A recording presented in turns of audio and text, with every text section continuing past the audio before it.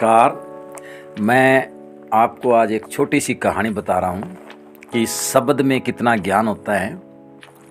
तो एक बार एक राजा था। राजा बहुत ही बुद्धिमान, समझदार, योद्धा और कुशल शासक था। बूढ़ा हो चुका था। एक लड़का था, एक लड़की थी, यानी एक राजकुमार और एक राजकुमारी थी उसके। तो अब बूढ़ा हो चुका था, लेकिन फिर भी बुढ़ापे के भी कुछ शौक होते हैं। तो उसने सोचा, अपने वजीर साहब को बुलाया और कहा, वजीर साहब, मेरा आज मनोरंजन कराया जाए और मन में आता है कि मुझे कोई नृत्य, जो बढ़िया नाचने वाली डांसर है, नृत्यका है, उसका नाचना दिखाया जाए, यानी डांस दिखाया जाए।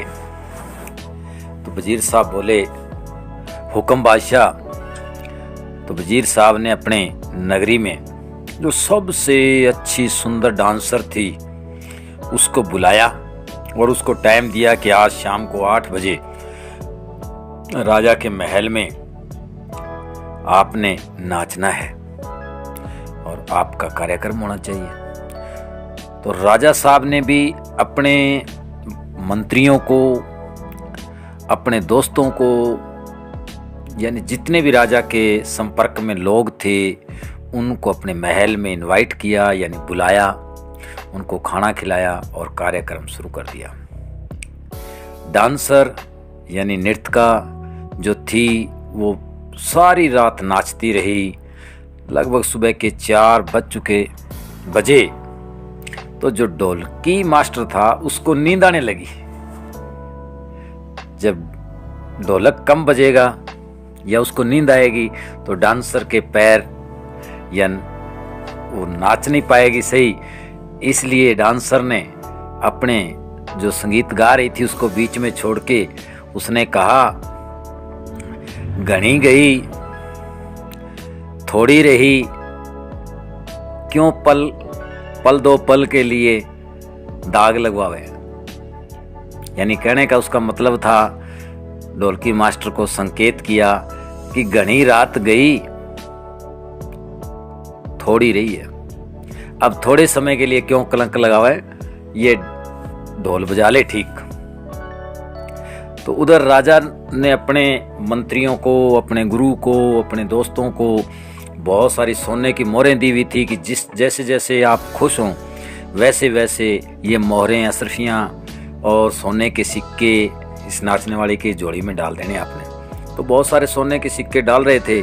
उधर से जब ढोलकी मास्टर को नींद आने लगी तो उसने ऐसे बोला ना कि घनी गई थोड़ी रही, क्यों कलंक लगावे पल के लिए।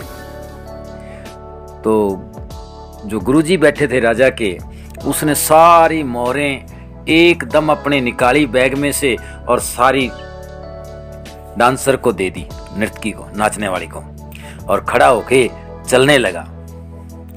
तो राजा साहब ने कहा, क्या बात होगी, क्या बात होगी, बैठो गुरुजी। कहता, बस।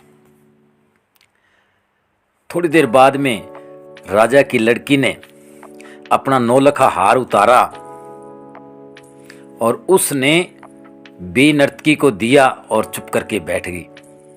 और दूसरे भी कोई हार श्रृंगार था वो भी उतारा और उसको दे दिया।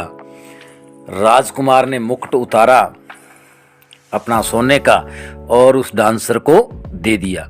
तो राजा ने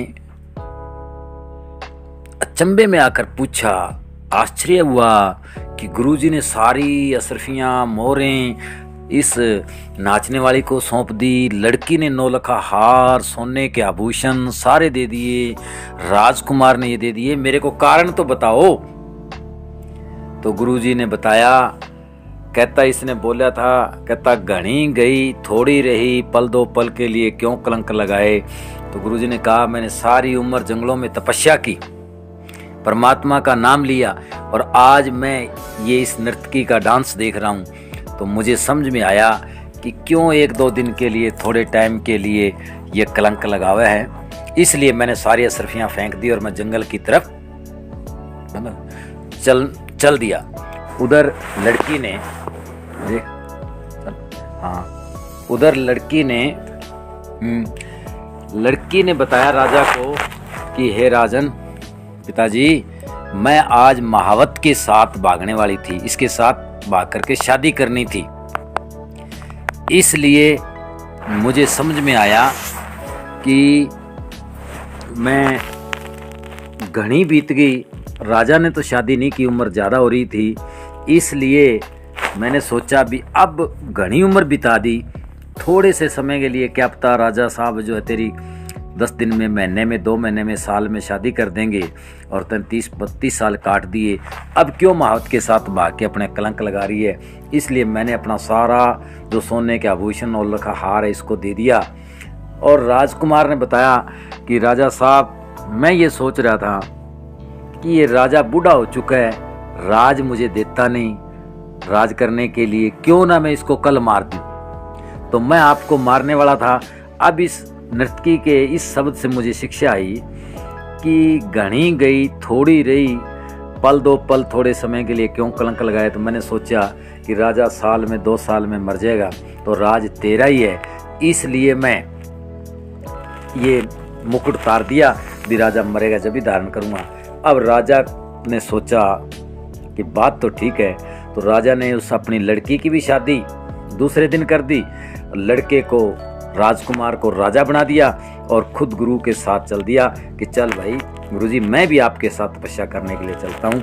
तो इसलिए शब्द में बड़ी शिक्षा होती है, तो हमें हमेशा शब्द का ध्यान रखना चाहिए।